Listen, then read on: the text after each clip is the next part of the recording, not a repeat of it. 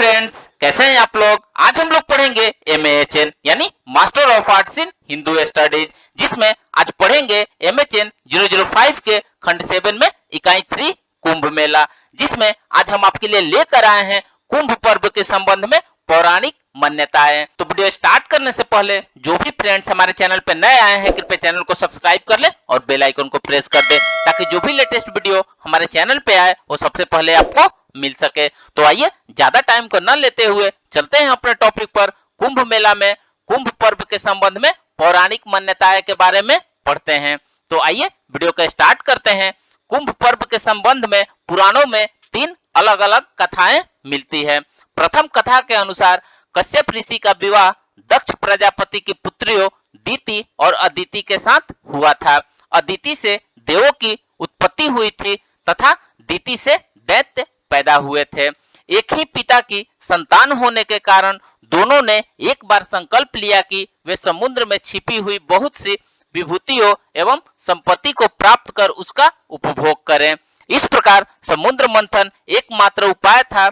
जब देवों तथा दैत्यों ने मिलकर मंदराचल पर्वतों को मंथन दंड और वासुकी को नेति मंथन रज्जु बनाकर समुद्र मंथन किया, तब समुद्र से 14 रत्न निकले, जो इस प्रकार है, जिसमें सबसे पहले है एरावत, दूसरा है कल्प वृक्ष, तीसरा है कौतुभ मणि, चौथा है अश्व, पांचवा है चंद्रमा, छठा है धनुष, सातवां है कामधेनु यानी धेनु गाय, आठवां है रंभा, नौवां है लक्ष्मी, 10वां है वारुणी, 11 है 20, 12 है शंख, 13 नंबर धनवंतरी और 14 नंबर अमृत निकला। इस संबंध में स्कंद पुराण के महेश्वर खंड को देखना चाहिए, जो समुद्र मंथन और उससे निर्गत रत्नों या पदार्थों का विस्तार से वर्णन किया गया है। महर्षि लोमस जी ने कहा है कि फिर भी सभी देव और दैत्यगण ने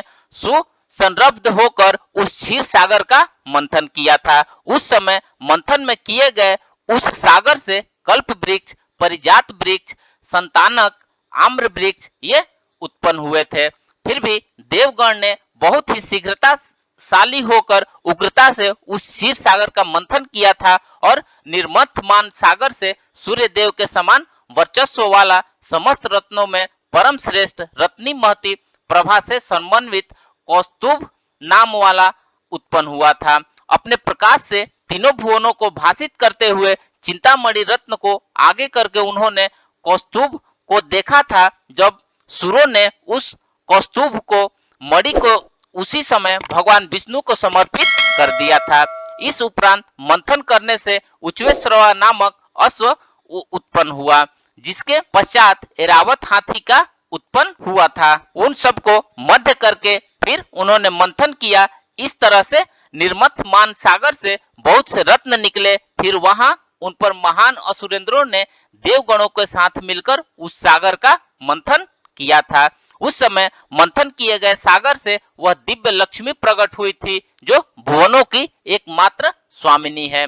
ब्रह्मवेता इस देवी को अविनिच्छिकी कहा करते हैं तथा अन्य लोग इसी देवी को मूल विद्या के नाम से ग्रहण किया करते हैं। महर्षि प्रवर लोमस ने कहा है कि रमा देवी से समन्वित परमात्मा भगवान जनार्दन को प्रणाम करके फिर उन सूर और असुरों के गण ने अमृत की प्राप्ति करने के लिए समुद्र मंथन का करना आरंभ कर दिया। उस मध्यमान उदधि से सुंदर महान यक्ष उत्पन्न हुए से संपन्न युवा मृत्यु पर विजय प्राप्त करने वाले परम धनवंतरी इस नाम से विख्यात प्रकट हुए। उन दोनों के हाथों में अमृत से परिपूर्ण कलश दिख रहा था। उनको सभी सुरगण बहुत ही सुंदर के साथ देख रहे थे। उसी समय में दैत्यगण के साथ एकत्रित होकर बलपूर्वक उस अमृत को कलश को हरण करने की इच्छा वाले हो गए थे, जो कि सुधा का कलश भगवान धनवंतरी के कर में स्थित था। तभी उस इंद्र ने उन धनवंतरी के साथ हाथ में स्थित उस सुधा के कलश को बलपूर्वक ग्रहण कर लिया।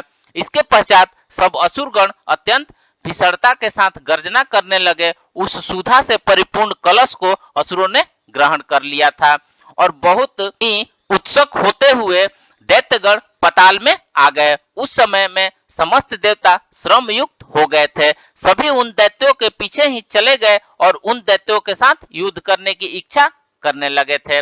जैसा कि आपने अभी तक पढ़ा है कि जैसे ही धन्वंतरी अमृत कुंभ को लेकर निकले, इस अमृत कलश को प्राप्त करने के लिए देवताओं और दैत्यों के बीच युद्ध छिड़ गया, क्योंकि उसे पीकर दोनों अमृत की प्राप्ति करना चाह रहे थे। स्थिति बिगड़ते देख देवराज इंद्र ने अपने पुत्र जयंत को संकेत किया कि इंद्र के पुत्र जयंत अमृत कुंभ को लेकर वहां से भाग निकले। दैत्य गुरु शुक्राचार्य के आदेशानुसार दैत्यों ने अमृत कलश छीनने के लिए जयंत का पीछा किया। जयंत और अमृत कलश की रक्षा के लिए देवगण भी दौड़ पड़े। आकाश मार्ग में ही दैत्यों ने जयंत को जाकर घेर लिया। तब दैत्यगण भी जयंत की रक्षा के लिए वहां पहुंच चुके थे। फिर क्या था, देवों और दैत्यों में युद्ध ठन गया और 12 दिन तक युद्ध चलता रहा। उस समय सूर्य आदि देवता जयंत तथा अमृत कलश की रक्षा के लिए सहायता कर रहे थे। संघर्ष के दौरान अमृत कुंभ को सुरक्षित रखने में बृहस्पति, सूर्य और चंद्रमा ने बड़ी भूमिका निभाई। सूर्य ने उस कुंभ को फूटने से रक्षा की और चंद्रमा ने अमृत छलकने नहीं दिया।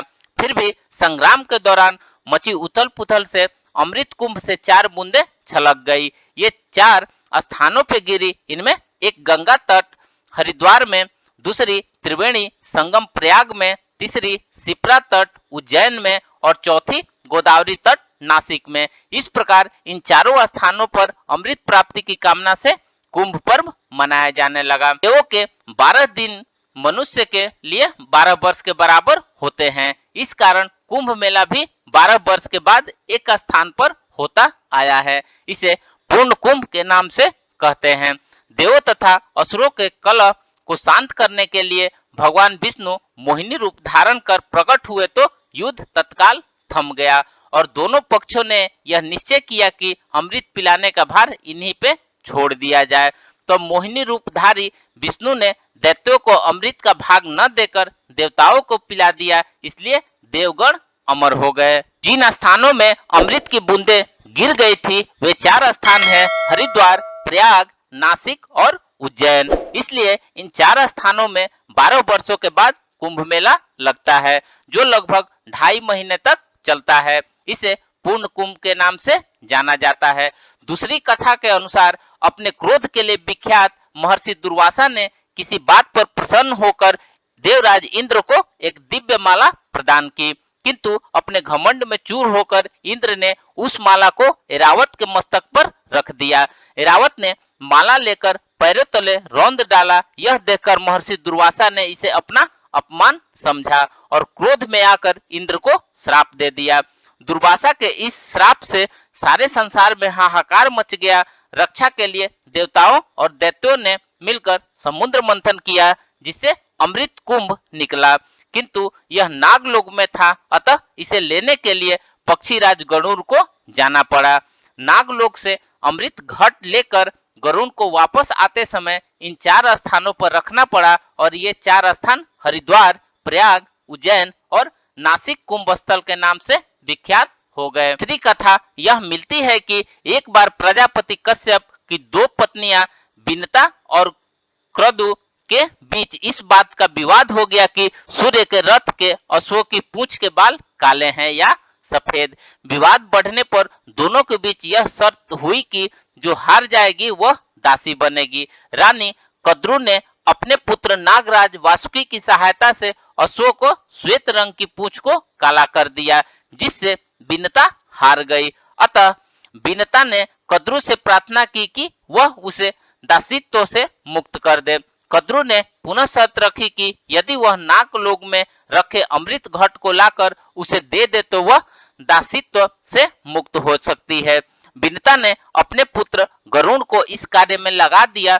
जब गरुड़ अमृत घट लेकर आ रहे थे तो रास्ते में इंद्र ने उन पर आक्रमण कर दिया। संघर्ष के कारण घट से अमृत की कुछ बूंदें छलककर 4 अलग अलग स्थानों पर गिरी और उन्हीं स्थानों पर कुंभ पर्व होने लगा। फ्रेंड्स, इस प्रकार से आज हमने कुंभ मेला में कुंभ पर्व के संबंध में पौराणिक। तो फ्रेंड्स, इस प्रकार से आज हमने कुंभ मेला में कुंभ पर्व के संबंध में पौराणिक मान्यताएं के बारे में पढ़ा। तो मिलते हैं एक नए वीडियो के साथ में, तब तक से हमारे चैनल पे बने रहिए। धन्यवाद।